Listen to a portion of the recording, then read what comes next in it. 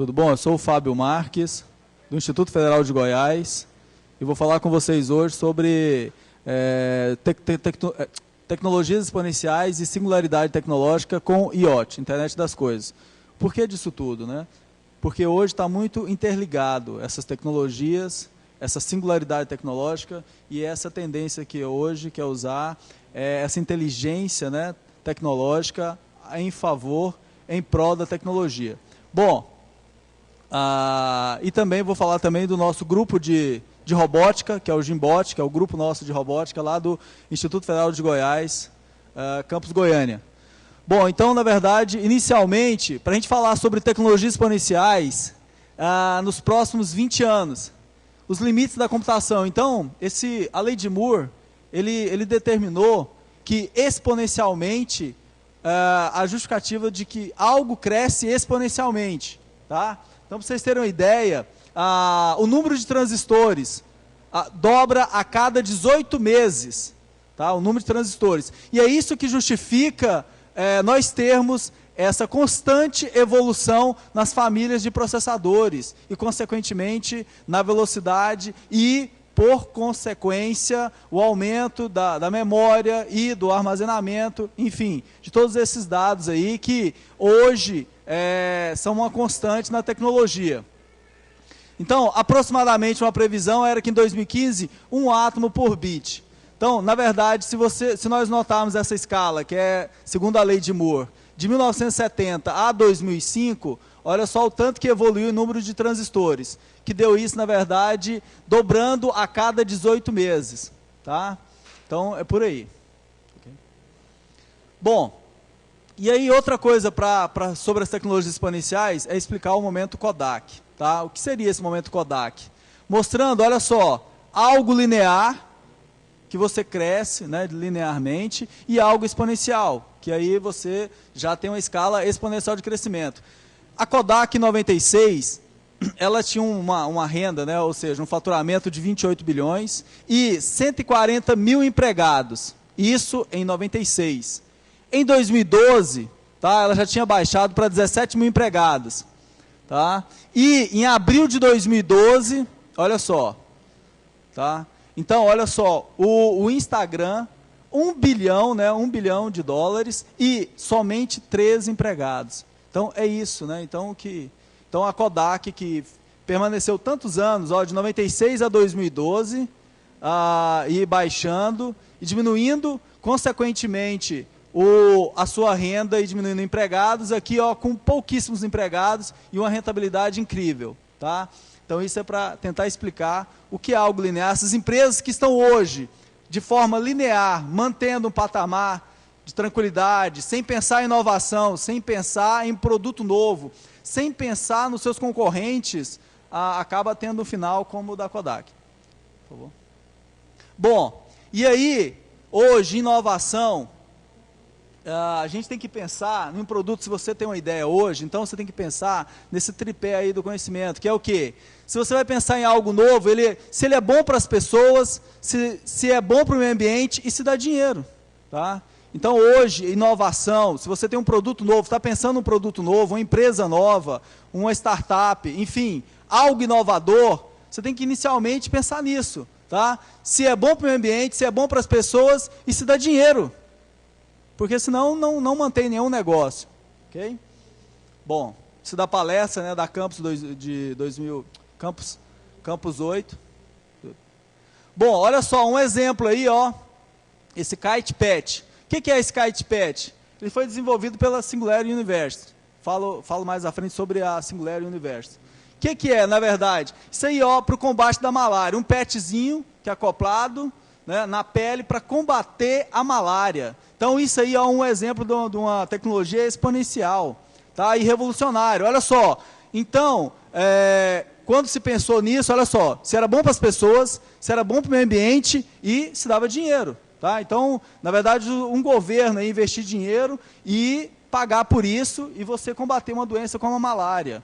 Tá? Então, e aí a gente está numa era hoje, de momento do Zika vírus, que está comprometendo, e atletas estão deixando de vir ao nosso país participar de uma Olimpíada, em função, né, do medo, né, de se contrair alguma doença e um dos males aí é o Zika vírus. Por que não amanhã nós estamos estudando a cura para a dengue, né? A cura para o Zika vírus e outros males. Lembrando que hoje, nas tecnologias, você também envolve, né, a parte de biotecnologia, de nanotecnologia, envolvendo aí, ó, e isso vai culminando nessas tecnologias exponenciais. Por favor. Bom, e aí essas habilidades, o que é isso? Entrando e chegando na artificial. Primeiro, essas 4 habilidades aí, então especialistas da área, enfim, e alguns que fizeram curso na Singularity University, que é a universidade da NASA, considerada a universidade da NASA, eles definiram o quê? Chegaram a essas 4 inteligências aí. Primeiro, uma, inteligência interpessoal, tá? Então, essa capacidade de se relacionar com pessoas. Muitas vezes os 10, eles são considerados pessoas isoladas, que têm poucos amigos, enfim, né? Introspectivos e etc. Bom, inteligência intrapessoal é se conhecer. Muitas vezes você vê um aluno hoje em sala de aula, como nós vemos no nosso campus lá, está fazendo engenharia, mas a área dele de repente era outra, ligada a biológicas, a humanas, tá? Então, se conhecer primeiro para depois escolher um curso, tá? Isso vale para qualquer área do conhecimento. Inteligência criativa, tá? Então, esses cursos hoje, de forma passiva, onde o aluno fica aí sentado, só ouvindo, tá? Então, isso está limitando a criatividade dos alunos. Esse ensino regular, de forma tradicional, como é hoje, ele tem que mudar, ele está fadado a um insucesso. E a inteligência artificial, que é essa tendência hoje, porque estamos hoje atravessando e em plena 4ª revolução industrial. Tá? Então, ou seja, com a inteligência artificial, e aí, ó, comunhando na robótica, a nanotecnologia e a biotecnologia. E aí, por isso, da criação do nosso grupo de robótica lá, e com projetos hoje, como drone, impressoras, que a gente fala mais à frente. Então, hoje, impulsionando e motivando os alunos, olha só, incentivando eles a ter a criatividade. E o porquê da robótica livre, educacional. Tá? Quando você pega um lixo eletrônico, uma sucata eletrônica, você está motivando o aluno a ter criatividade, a criar algo com que ele tem em mãos. Tá? Como, por exemplo, um carrinho velho que não tem mais uso. Pegar aquele chassi e implementar uma inteligência qualquer, rodinhas, etc., motor, usando o Arduino, ou qualquer outro embarcado. Falo mais à frente, como o outro nosso, que foi o projeto Roboset. O líder do projeto era o Instituto Federal do Rio Grande do Sul, e mais 6 institutos federais. Bom, sobre as inteligências. Então, essas inteligências interpessoal, intrapessoal, criativa e artificial é o que está determinando o sucesso hoje nas carreiras, sabe? Seja ela qual for, tá? Então, se alguém escolhe medicina para fazer, você vai depender. Hoje, uma cirurgia bariátrica, você precisa de recursos computacionais, você precisa dominar um instrumento, a instrumentação ali, como você domina um joystick hoje. E é assim, então você invariavelmente vai ter contato com tecnologia, seja qual for a área. Bom, olha só, esse aí, ó, é o Peter Diamandis, é um dos criadores da Singularity University na NASA, tá? Um dos livros dele, que é Abundância. E aí, pessoal, ele diz no livro dele que o projeto de inovação qualquer projeto de inovação, precisa impactar 1 bilhão de pessoas em até 10 anos, tá? Para ser considerado uma tecnologia exponencial. Qualquer projeto de inovação precisa impactar 1 bilhão de pessoas em até 10 anos. Tá? Então você pega um aplicativo como esse, um WhatsApp ou Instagram e outros, que aí conseguem hoje, né, impactar 1 bilhão de pessoas em até 10 anos. Tá? Então é isso que vem, e aí a Singularity University tem um curso de 10 semanas, que você tem uma seleção rigorosa para você fazer esse curso, não é barato, tá, o curso, mas assim, existe fila de espera, a seleção é rigorosa para você fazer, e lá é dado aos alunos participantes selecionados desafios como esse, projetos de inovação capazes de impactar até 1 bilhão de pessoas em 10 anos. Tudo bem? E aí, exemplo aí de futuristas que são considerados, a pessoa que consegue fazer esse curso lá de 10 semanas na Singularity University, que é considerada a universidade da NASA, então são considerados futuristas, ou seja, pessoas que pensam o futuro, que pensam a tecnologia para resolver problemas do dia a dia hoje, e principalmente ligado a uma solução prática. E aí, quando você considera a cura de uma doença, por exemplo, é muito mais impactante. E aí consegue realmente impactar pessoas. Bom, esse é o Renato Stefani, brasileiro, né? Então, é empreendedor, futurista, fez o curso, tá? E o Murilo Gun é um comediante aí conhecido, tá? E também fez esse curso. Tudo bem? E aí, ó, esse aqui, para vocês terem ideia, foi o curso desse ano. Se vocês procurarem a hashtag, né, GSP 2016, tem informação sobre esse curso hoje na internet. Tudo bem? Bom, Global Solution Program é o curso onde você faz uma pré-inscrição no início do ano. Se for selecionado, você vai fazer esse curso de 10 semanas. Tá? E ao final desse curso, você é considerado um futurista, porque lá é dado a você um projeto inovador que tem que impactar pessoas, né? Ou seja, 1 bilhão de pessoas até 10 anos. Okay.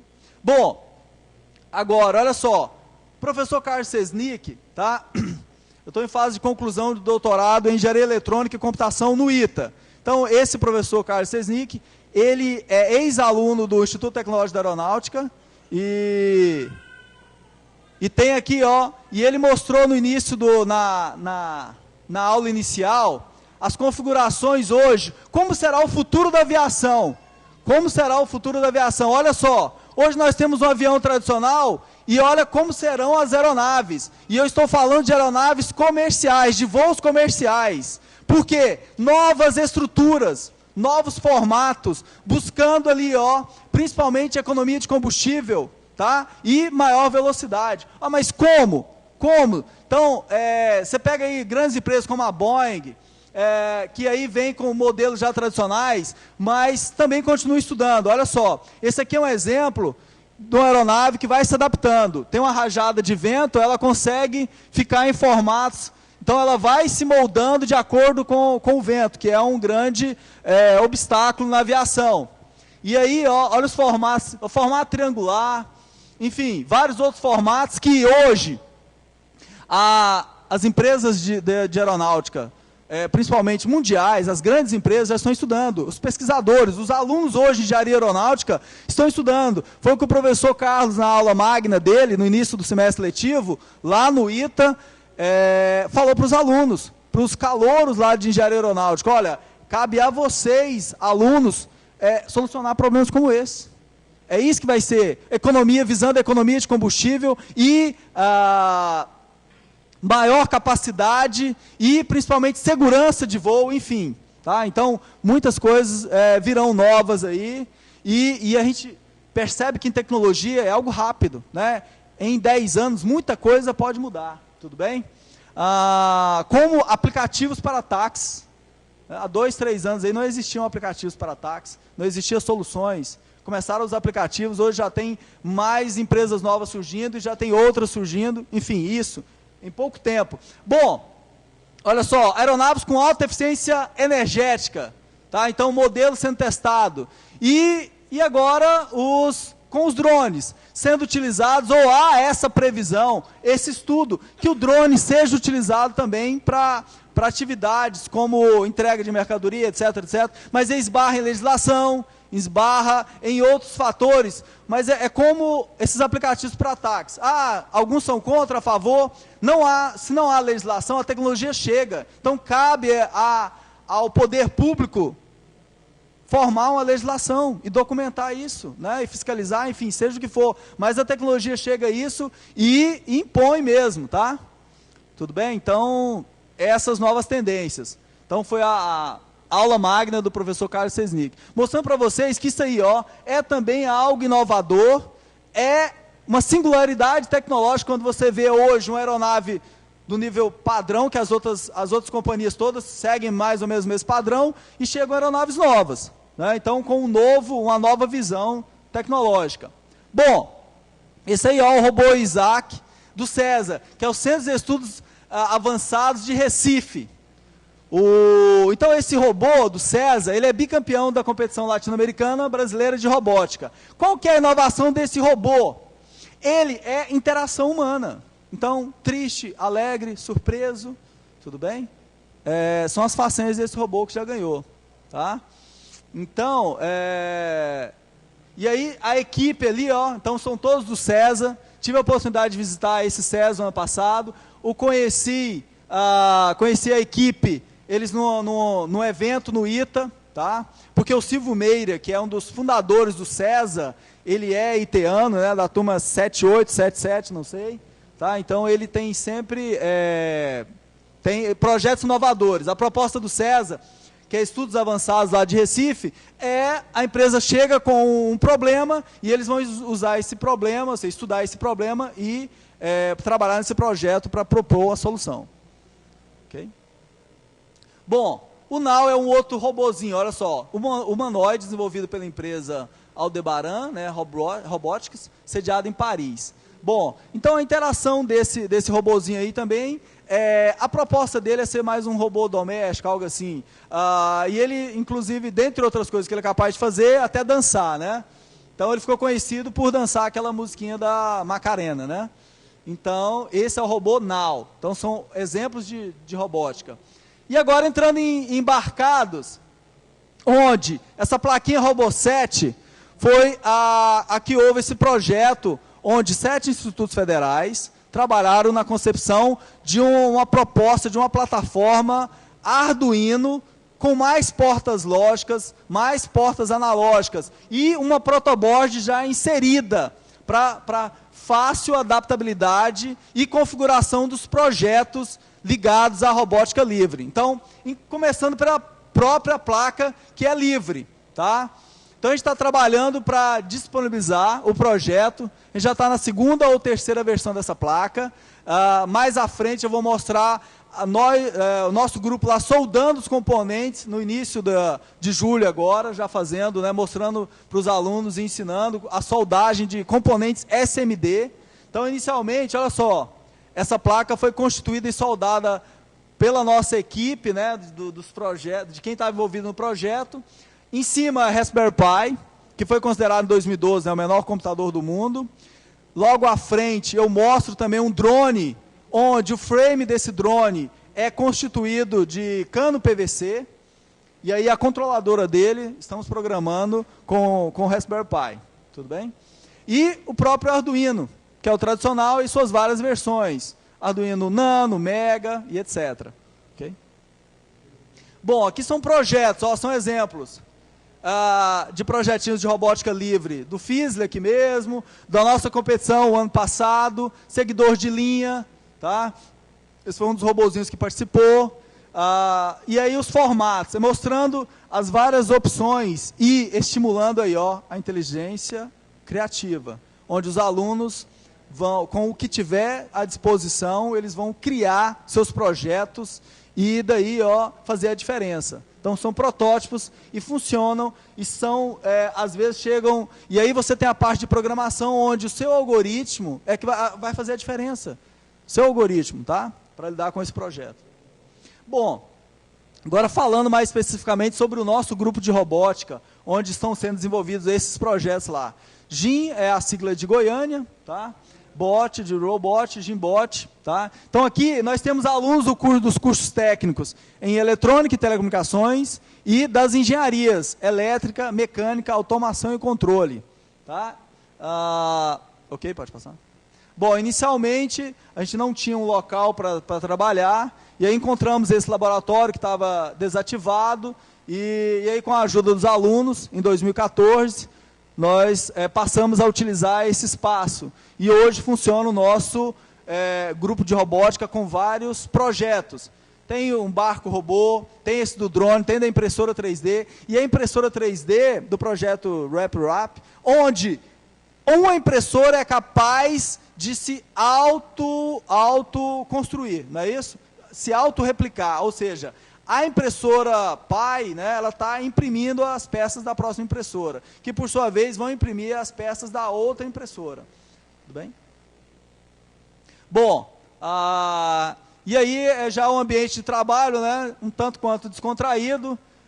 Alguns são fãs do Star Trek, né, então assim, existe esse nosso lema lá. Enfim, e aí os projetos em andamento aí no GIMBot.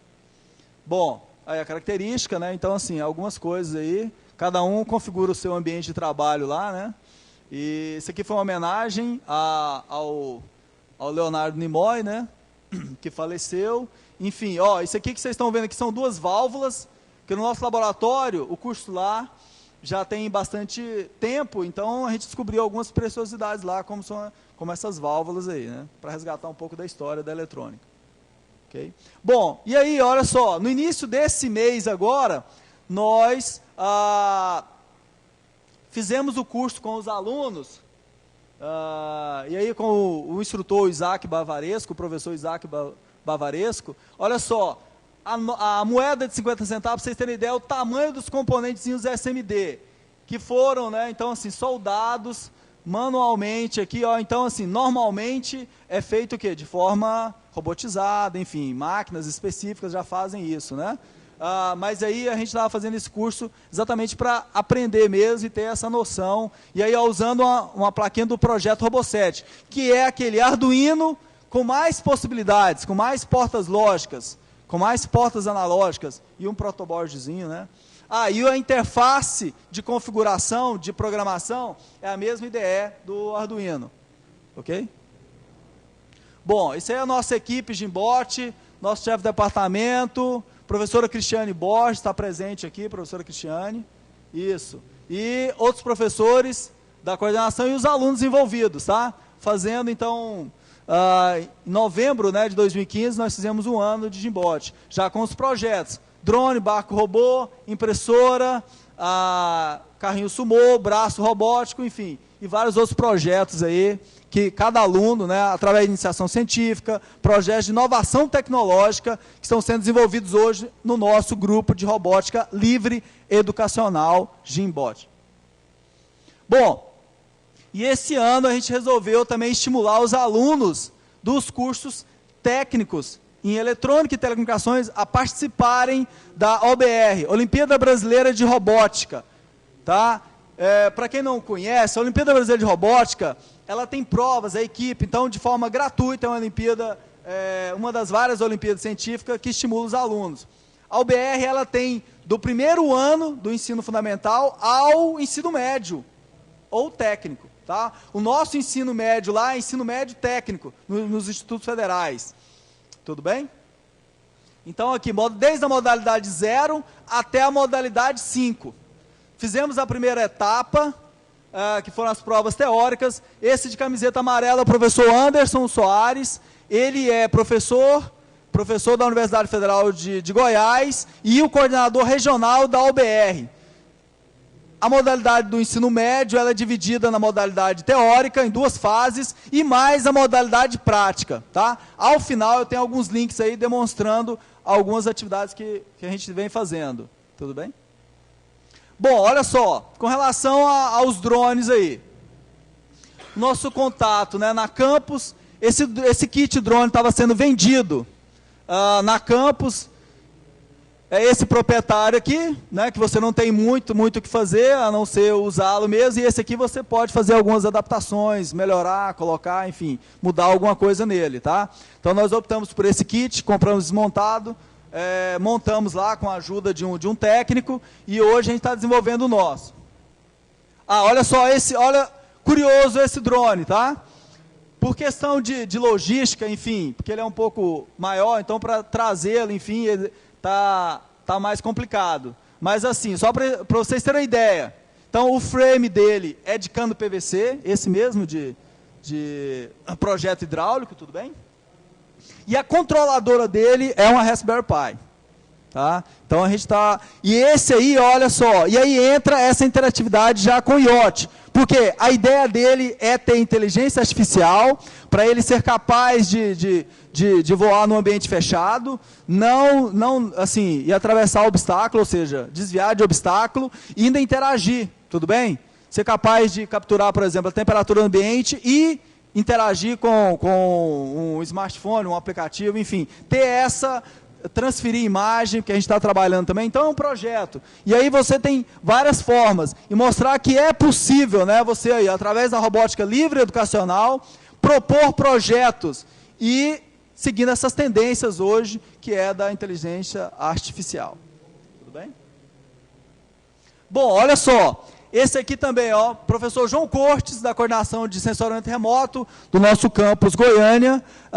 Ele adquiriu, através da coordenação dele, um veículo aéreo não tripulado, o Nauru 500A. Mostrando para vocês, esse é um Vant já profissional, capaz de sobrevoar áreas e fazer captura de imagens de sensoriamento remoto. Tá? Então, o professor é da coordenação de sensoriamento remoto, doutor nessa área, e ele está com projetos também com alunos, usando a robótica para fazer a captação dessas imagens e o estudo e a análise dessas imagens. Tá? Como, por exemplo, pode ser aplicado ao desmatamento, por exemplo, né? A cobertura de uma área de desmatamento, enfim. Bom, mas olha só, o que é importante, relevante salientar é que esse foi desenvolvido numa empresa brasileira de São Carlos, tudo bem? E custa mais de R$200 mil um Vant desse, tá? Então, assim, profissional, hoje então, e aí eu vi a matéria sobre essa empresa que hoje vende esse Vant, ela nasceu como uma startup, foi recebendo recursos do governo, tá? Recursos de inovação tecnológica, e hoje já é uma empresa de médio porte para grande. Então, aí, vendendo produtos brasileiros. É isso que a gente precisa fortalecer. Como foi a questão do projeto lá da TV Digital. O Brasil tinha condições de ter o nosso padrão de TV digital, mas por questões comerciais, políticas, etc., né? Enfim, ficou esse padrão que aí está. Bom, pode passar. Bom, e aí, ó, recente, uma outra novidade foi isso aí também, olha só. O drone que transporta passageiros já poderá ser testado nos Estados Unidos. Tem a fonte e tal. Então, esse ANG 184. Bom, é o primeiro veículo, né, aéreo autônomo do mundo. Tá? Então, assim, por enquanto quem fez o teste nele, só um chinesinho lá, magrinho, né? Mas aí já os novos testes, a gente já vai, eles já vão testar outras pessoas aí, enfim. Mas já tá voando e carregando, né? Uma pessoa, um passageiro apenas por enquanto. Mas esse é o futuro. Lembra do slide lá do professor, né? Professor Sesnick, mostrando e falando para os alunos de engenharia aeronáutica que eles serão capazes, cabe a eles a responsabilidade dessa nova geração de resolverem problemas. Olha, ó, o futuro da aviação também, tá? Então, um futuro táxi aéreo, né? Sabe-se lá. E aí pensar no negócio, pensar na tecnologia e pensar também na viabilidade desse negócio, no business plan. E é isso, então é futuro. Ah, mas não é totalmente seguro. A aviação não era seguro, né? Voar era inimaginável. E hoje é o que é. Bom, aí sobre impressoras 3D, aí tem um projeto da professora Cristiane Borges, que foi esse projeto. Ela, através de um projeto dela financiado pelo CNPq, ela comprou também a impressora, esse modelo de impressora open source, e lá no nosso laboratório foi montado, ela montou com a ajuda dos alunos, e aí mostrando, né, o início da impressora totalmente desmontada, e ela já assim em fase final de acabamento, e essa impressora já imprimiu as peças. Todas essas peças laranjas aí, elas foram impressas por outra impressora 3D, tá? E essa impressora, depois de montada, ela já está imprimindo as peças da nossa impressora. Porque ao final do término do nosso projeto, ela leva a impressora dela para o laboratório dela e nosso projeto é replicar a outra, e melhorar o projeto, porque tinha a parte embarcada da eletrônica que ela comprou, e a gente já está usando o Arduino Mega, então já usando uma outra parte tecnológica, né, uma outra parte eletrônica. Tudo bem? Bom, pode passar. Bom, e aí, ó, o Patola, na palestra dele, o ano passado, na Latinoair, deixou bem claro isso, né, que é o projeto, olha só, o início, quem começou com essa filosofia das impressoras 3D?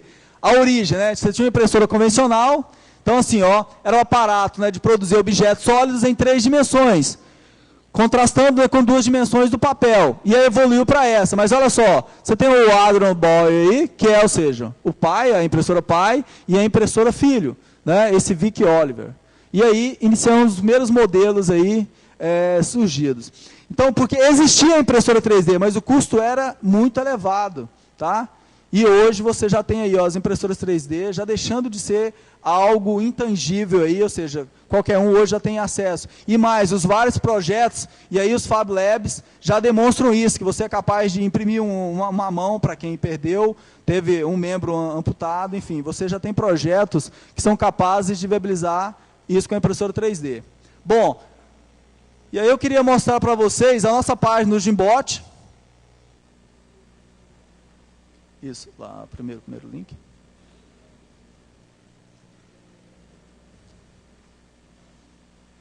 Foi? Ah, tá. Ah, que você não tá logado, né? Tinha que estar logado. Bom, então mostra isso, por favor. Isso. Ah, olha só. E aí a gente tem os nossos projetos, né? Então o Gimbot tem as fotos dos vários projetos que... É isso. Ó. Aqui, ó, é um videozinho do nosso curso lá de soldagem SMD. Ó, a fachada da frente do IFG Campus Goiânia, tá? Na cidade de Goiânia, claro. O IFG hoje, para quem não sabe, é a antiga Escola Técnica Federal de Goiás, que depois foi transformada em Centro Federal de Educação Tecnológica, e hoje, nos dias atuais, Instituto Federal de Goiás, onde ambos, eu e a professora Cristiane Borges, fomos alunos. Tá? Ok. Agora, eu queria mostrar o outro link lá. O desafio mecatrônico dos nossos alunos.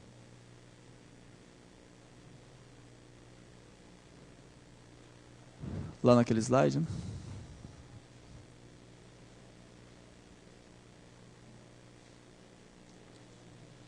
Foi não? Você está copiando, né? Ok, olha só. Então é isso aí, ó. Estudantes do curso de rede de telecomunicações são premiados em campeonatos de robótica. Tá, são esses dois alunos. É o desafio mecatrônico, né, da PUC lá de Goiás. E tem aqui, ó, queria assistir com vocês o vídeo, né, o vídeo da batalha. Isso. Só para clicar no link aqui, por favor. Isso, esse. Tá sem plugin? Foi.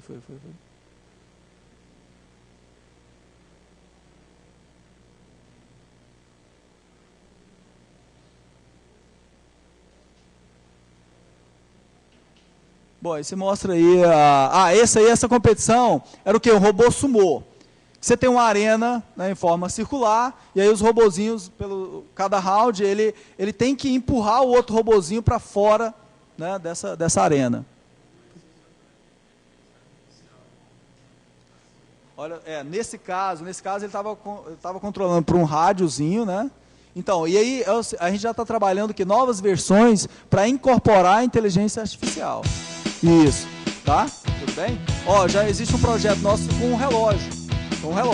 Então ele ser capaz, né, de interagir com o robô através, né, do relógio dele. Então, o relógio, tem um reloginho, um modelo da Texas, que já propõe essa interação. Já é um dos que a gente está fazendo o teste já. Tudo bem? Foi aí? O primeiro round lá.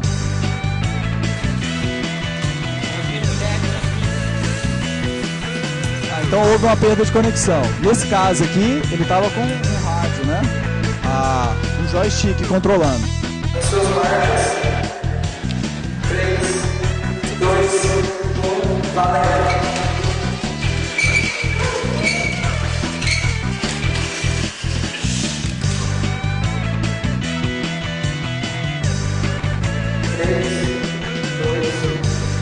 Nosso modelo nosso robô era o da esquerda.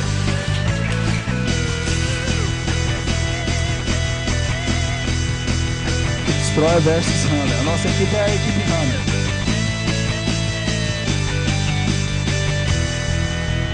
Seus marcas. 3, 2, 1, valendo.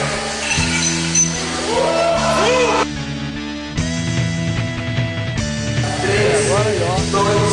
Tinha que ter uma estratégia, tá vendo? Ele virou, tá? Pra não conseguir, ó, pra superar aquela vulnerabilidade.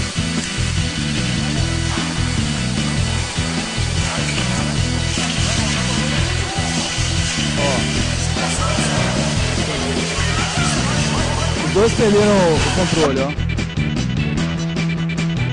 3, 2, 1, já. Ó, de novo, estratégia de luta. Ó.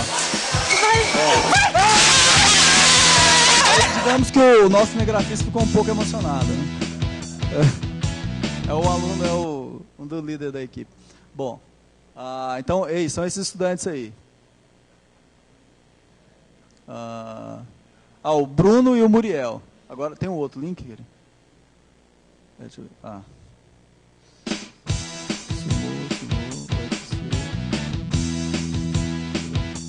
Não, esse. Não, esse aqui, ó.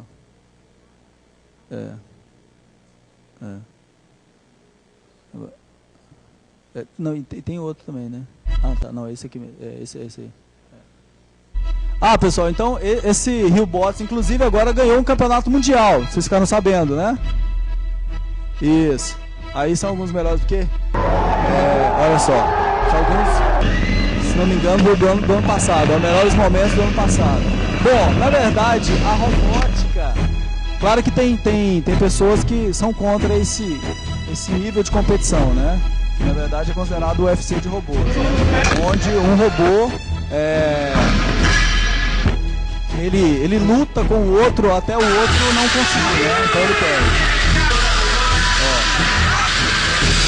Então, uma grande equipe hoje que nós temos brasileira é a Rio Bots, que é da PUC do Rio de Janeiro, né? E que tem ganhou agora, semana passada, o campeonato mundial. Tá? Esses são alguns dos melhores momentos aí.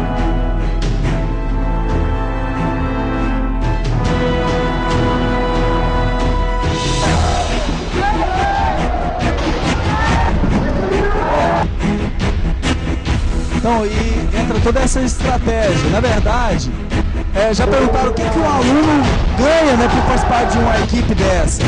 Na verdade, você está ali sempre sendo instigado a competir, a ser melhor mesmo, a superar, a melhorar sempre, né? E saber que se você perder uma batalha ou perder uma competição, tentar novamente.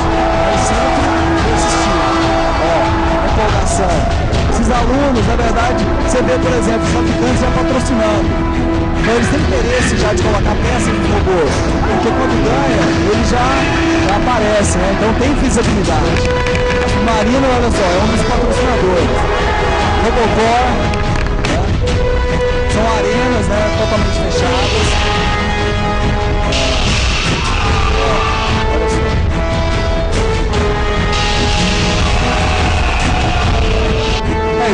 Da semana passada, dessa semana, né? Mas que no final ainda pegou fogo, né? Perdeu e ainda pegou fogo. Você tem o touro aí, ó, touro versus general. Aí seria os pesos pesados hoje, né? Ó.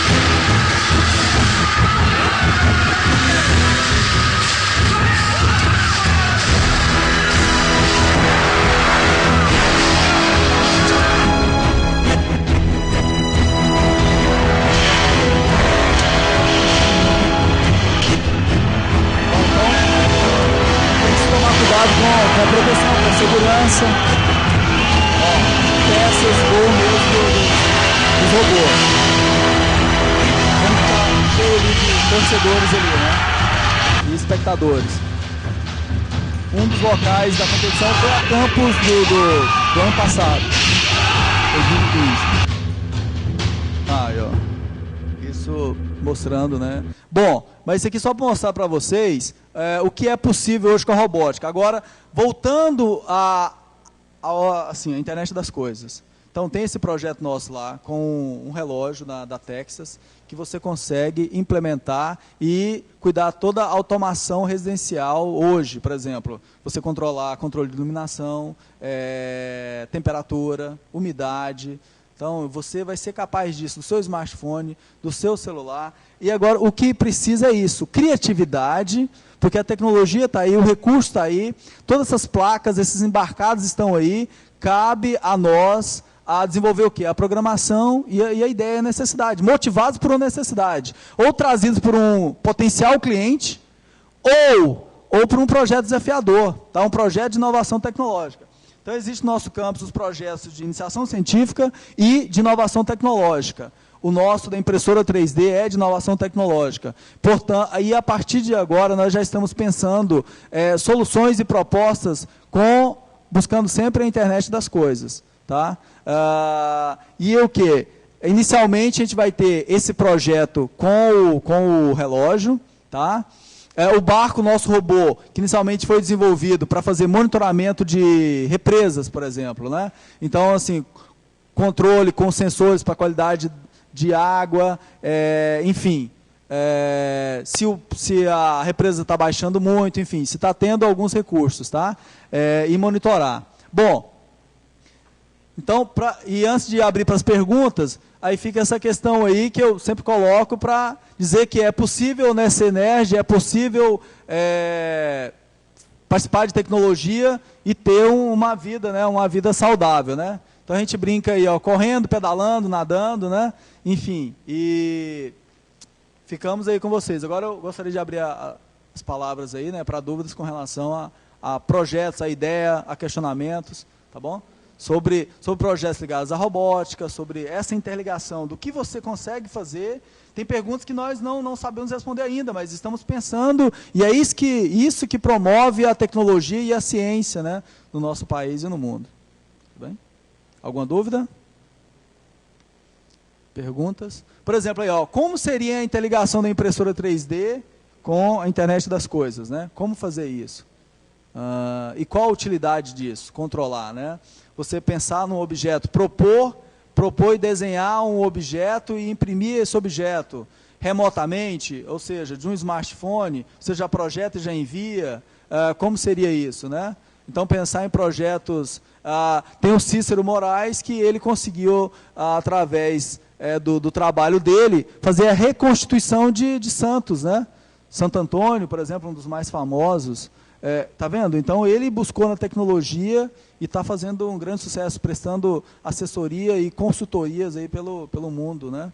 E aí, ó, olha só, a clientela, né, os clientes, o nicho dele são católicos, né? Então, assim, a Igreja Católica passou a ser um cliente. Bem?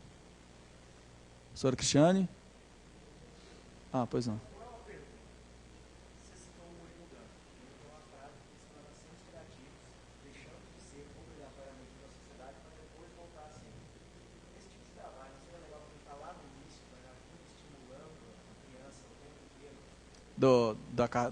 Da carreira acadêmica?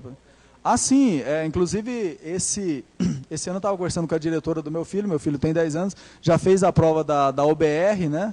Já com a etapa dele, equivalente à idade dele. A minha filha, né, pequena, já vai começar a fazer no primeiro aninho. Então, assim, é brincar com a tecnologia, né, brincar com a robótica. E sim, isso é essencial. Se a criança consegue ter esse contato desde cedo, ela vai ter, então, fazer probleminhas usando a lógica, né, para estimular o conhecimento, a lógica matemática.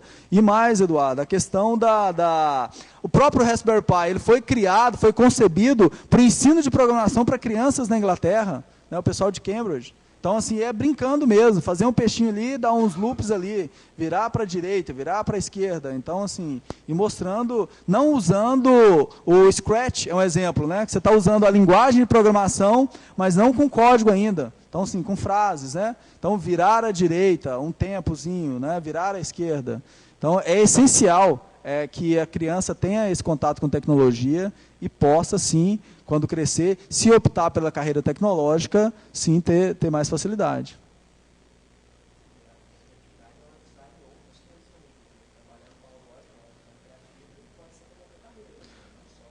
Qualquer carreira, né? Então, como eu falei, na verdade, exatamente. Então, você nota que aí, que o arquiteto ele tem ideias inovadoras, o médico também, para a solução do tratamento, do diagnóstico, né?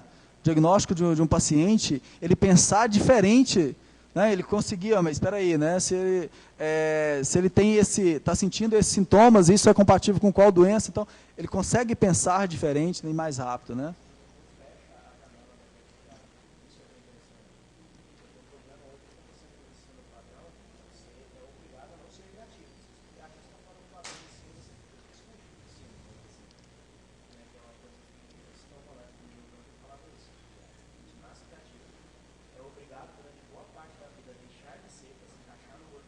Sim.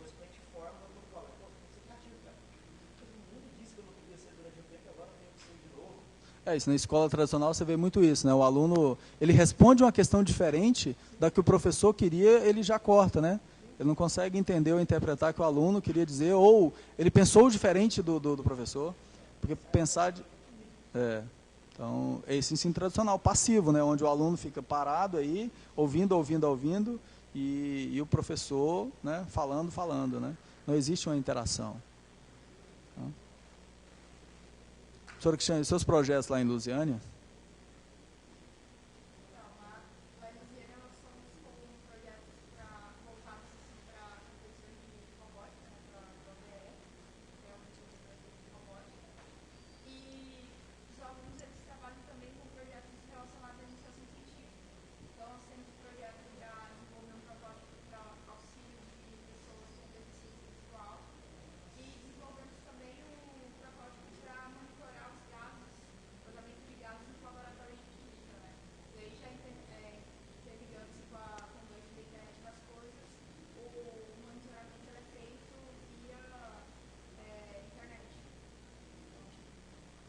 Ok.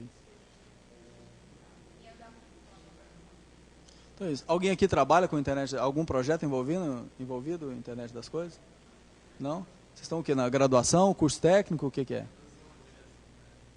De qual curso?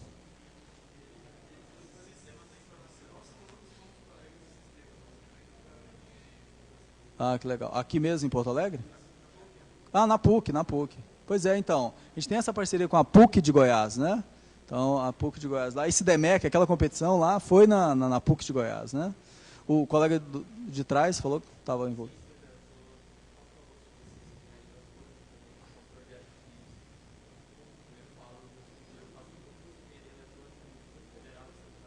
Ó.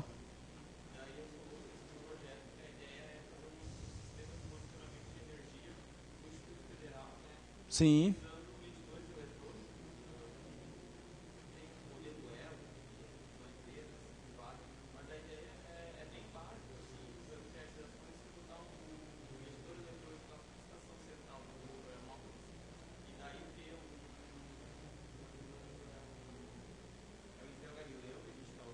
Theo Galileu.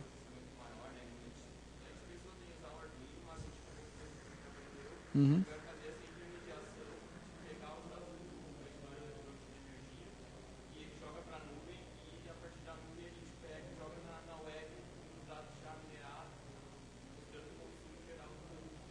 Ok.